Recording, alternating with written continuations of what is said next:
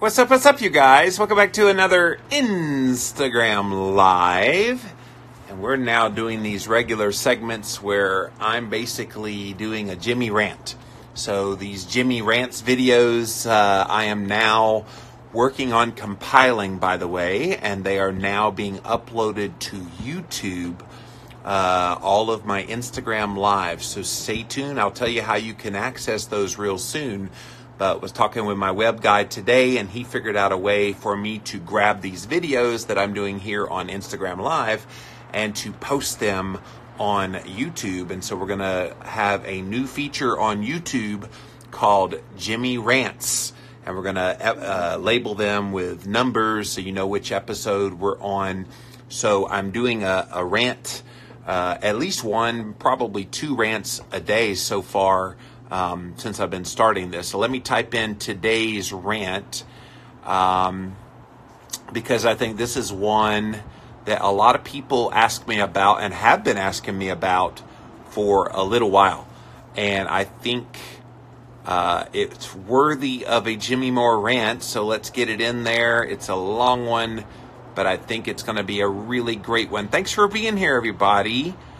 I think you're going to really enjoy today's Jimmy Rants, because this is a question I have gotten again and again and again for about the past 3 years.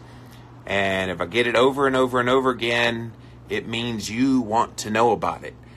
And a lot of people start on a ketogenic diet and they think that keto alone, as far as the diet, isn't enough. So they have to start venturing out.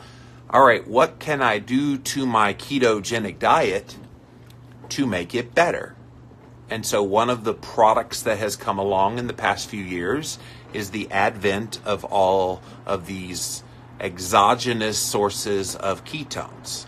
So whether it's the beta-hydroxybutyrate salts, even like the really high-powered, very concentrated forms of MCT oil, and we're now starting to see, and I have some in my refrigerator, we're now starting to see even like ketone esters, which is even like an even more concentrated form of an exogenous ketone. So they're out there, guys, and this stuff is all available for people to purchase. And so people come into the keto world and they see all of these products and they hear people talking about them. Oh, well, you want to be in ketosis? Just drink this drink and have this exogenous source of ketones. And physically what it does, at least specifically with the exogenous ketones, is it puts beta-hydroxybutyrate salts into your body. So if you put into your body beta-hydroxybutyrate salts, guess what's going to happen when you test your blood ketones for the presence of nutritional ketosis? You're going to show levels of ketones. Duh. And so people often say, well, are they necessary? And so here's my position as it relates to exogenous ketones. If your goal in trying to be into ketosis is merely to lose weight and to improve health and to deal with some basic chronic health issue that you've been dealing with, and you want to feel better, and all of the other benefits, the generalized general health benefits that come from eating keto, then you should be able to get those benefits simply by eating a low-carb diet to your tolerance level, moderating down on your protein intake to your threshold, your personal threshold, and then eating enough fat to satiety. You do those three things, your body is a champion at making endogenous sources of ketones. Endogenous meaning your body makes them. So if your body makes them, why in the world do you need to consume them exogenously, right? So general health is probably not a reason to be taking exogenous ketones. Weight loss is certainly not a reason to be taking exogenous ketones, because here's what happens.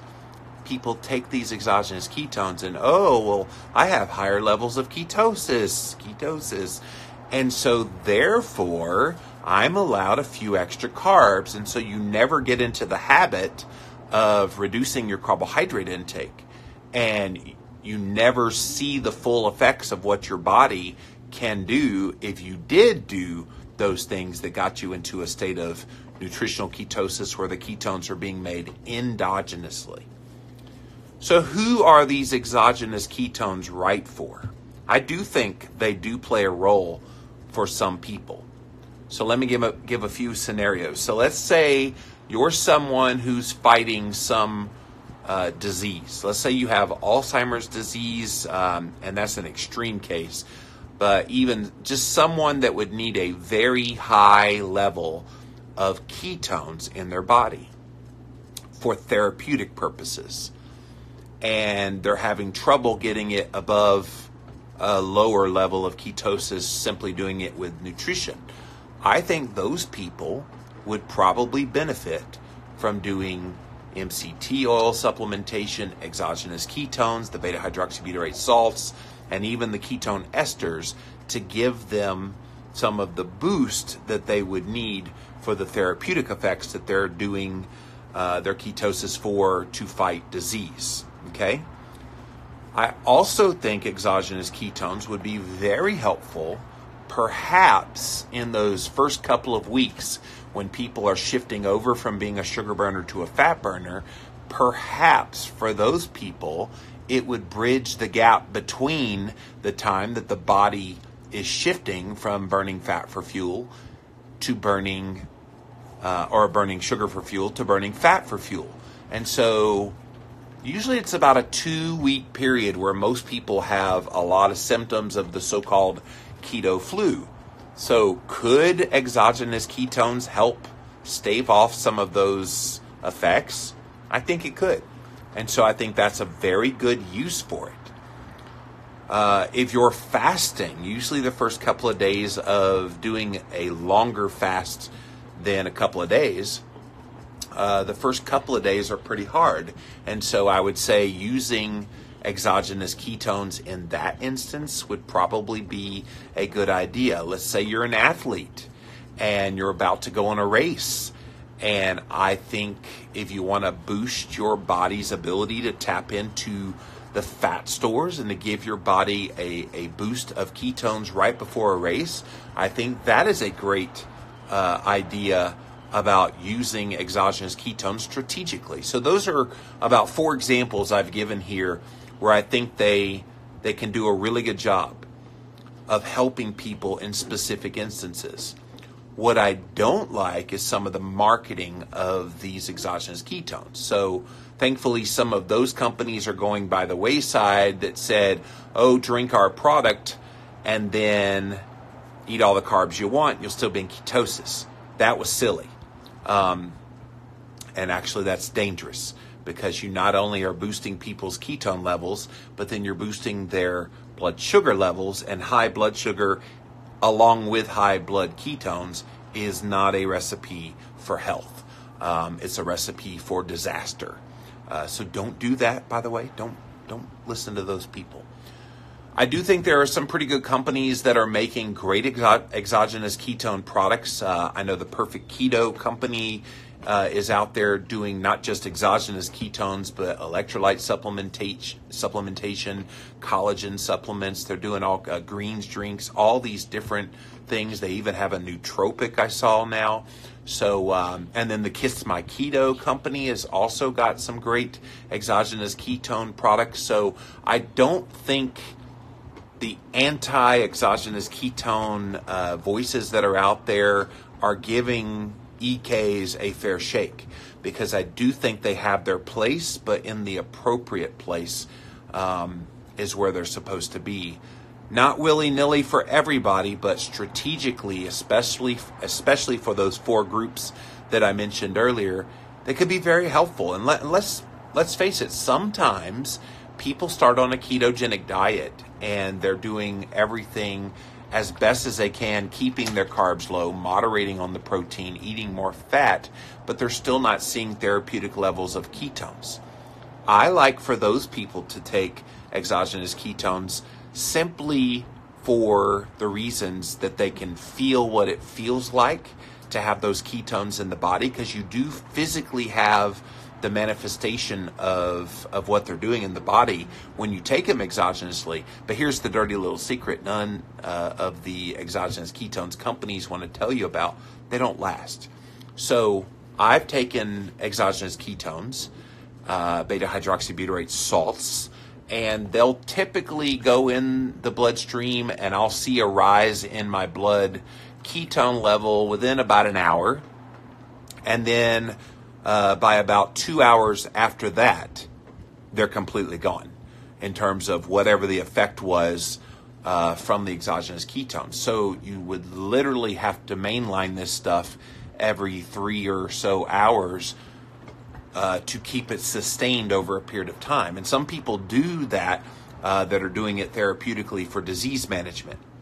Now, MCT oil works a lot slower, and I think it's a little more sustained in how it raises your blood ketone levels. So some of the MCT oils out there that are highly concentrated, some of the caprylic acid, the C8, I know Dave Asprey's brain octane fuel is a super high concentrated MCT. So you take some of that, it might take a little while for your blood ketones to respond, but then they stay up for a sustained period, which is why a lot of people like putting that brain octane fuel into like fatty coffee. And I suppose if you're going to do any of the things that I've talked about here, that's the one that's probably okay to do, because MCT is a healthy fat, very natural part of a ketogenic lifestyle. My fear, though, is sometimes people rely so heavily on MCT oil, which is a precursor to ketones.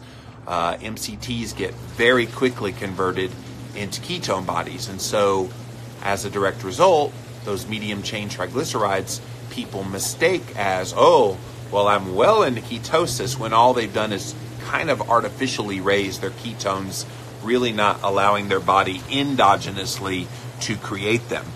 All right. And then the last one is the ketone esters, which have been out there. Richard Veach is the researcher who's been doing a lot of work in this realm. And this is like exogenous ketones on jet fuel. Because you drink this stuff, and it's the most disgusting, vile stuff. Maybe I'll do a video where I show myself drinking this. I did this one time before, but maybe I'll do a video on Instagram Live drinking this stuff and show you in real time how quickly it raises your ketones. Within like 15 minutes, you can go from like a 0.7 to like 4 point something. And within an hour, it's like 5 point something. But like jet fuel, it burns very quickly, and the ketones don't last. So keep that in mind if you decide to use ketone esters. If I was taking like a test, if I was still in school and taking a test, I would take a shot of ketone ester before my test, because it's the most illuminating thing I've ever taken. My brain just feels like it's firing on all cylinders when I've had this before. I probably should do this on video again, because it is hilarious, some of my reaction to it when I did this the last time. So anyway, the bottom line here is, what's the deal with exogenous ketones? In the right circumstance, they can be helpful. But if you're trying to be in nutritional ketosis, at the end of the day, you really don't need to take exogenous sources of ketones. I would much rather you try to make them endogenously by diet manipulation. And again, it's going to vary from person to person what amount of carbohydrate, protein, and fat will get you there. For me, I can keep my carbs right around 35 grams total or less. Protein is right around 90-ish grams or less. And then fat is to satiety, which ends up being maybe like 150 grams of fat a day. And so that's what works for me, only because I've tinkered and tested and figured it out. And I typically will stay in a state of nutritional ketosis endogenously somewhere between like 0.8 and 1.6, pretty much all the time. So that's the deal with exogenous ketones. I'm really anxious to hear and see what you guys have to say. Exogenous ketones are not worth the money, the evolution of Ben. So I know you said that very early on when I first started doing my chat here. They are very expensive. That ketone ester, by the way, ungodly expensive. MCT oil is expensive, but not nearly as expensive as exogenous ketones. So yeah, that does play a role in whether you would use them or not. I don't think you do need them, though, for the most part. Yes to all of that, and I do it without exogenous ketones. Exactly. Chef B says some claim exogenous ketones help with insulin sensitivity. So does nutritional ketosis. So that's the research that they're touting, B, is, well, because producing ketones endogenously improves insulin sensitivity, which it does. They extrapolate, because that happens, if you infuse your body with exogenous sources of ketones, therefore it must do the same using exogenous ketones. I want to see more thorough reporting of data with exogenous ketones. I know Dr. Jacob Wilson down in Tampa and Dr. Dominique D'Agostino, and there's several of the really key researchers in the ketogenic world that are doing some of these studies looking at exogenous ketones. But even all of them would say do a ketogenic diet first, and then if you're needing them for the various reasons I talked about earlier, then add in exogenous sources of ketones. For Dr. D'Agostino, his interest in exogenous ketones was with the Navy SEALs. He was trying to give them a competitive advantage when they're out in the field, how they can maybe prevent seizures when they're deep sea diving, because they would get so far down underwater in the wetsuit and then they'd have a seizure. So if he could give them exogenous sources of ketones that could stave off the seizures from happening, which we know ketosis does help prevent a lot of seizures from happening, then that's a good thing. And I think that's where we're going to see the research end up looking into. So if you're just joining us, we are talking about exogenous ketone, what the deal with them is. My position is try to make them endogenously from a low-carb, moderate protein, high-fat approach. And then if you have certain circumstances where you feel like they would be advantageous for you to take them, then I certainly think they can be an adjunct to your nutrition. But the nutrition always comes first. I think sometimes where we've gotten into trouble in this discussion of EKs is people say, oh, take the exogenous ketones first, then worry about your diet manipulation later, and that's backwards. Don't do that. All right, Emily's Keto Life 1985. I'm halfway through your new fasting book, and I love it. Thanks, Jimmy. So it's not a new fasting book. It's a couple years old now, but thank you. Complete Guide to Fasting.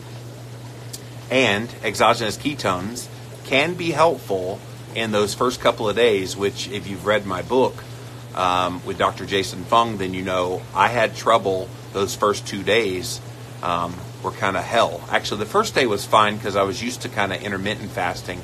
It was day 2 that was hell, and then it started to get better by day 3, and by day 4 I was completely fine. And so I think they can be helpful on those days that you're fasting, that you don't feel very well. Jillian says they do have their place. I need them as a rescue for seizure control when I'm being very physically active. It covers me for the short term until my endogenous ketones come back up, but only rarely. Exactly, Jillian. Thank you for sharing your story. And she's exactly right. Strategic use of them for that purpose is exactly why you would want to do exogenous ketones. Do you feel jittery, though? Dan Tina goes keto. So Tina, Dan, I would say with the exogenous ketones, no. And they make caffeinated versions and uncaffeinated, decaffeinated versions of these exogenous ketones. So if you feel jittery, it could be from taking exogenous ketones, it could be that you tried one that had caffeine in it, and that would certainly in some people cause them to be jittery. But in general, exogenous ketones should not make you jittery.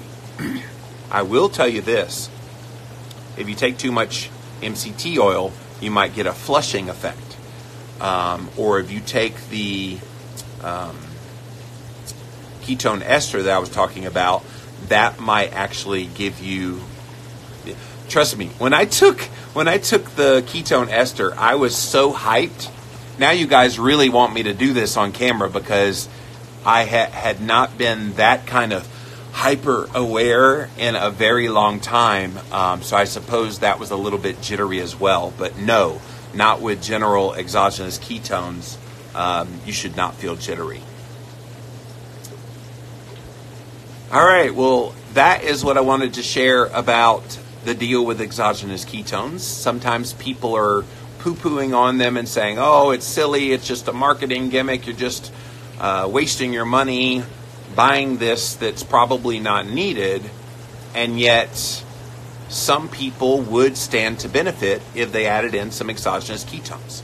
I don't think most people need them. I think most people would get all the therapeutic effects. Hello, Christina.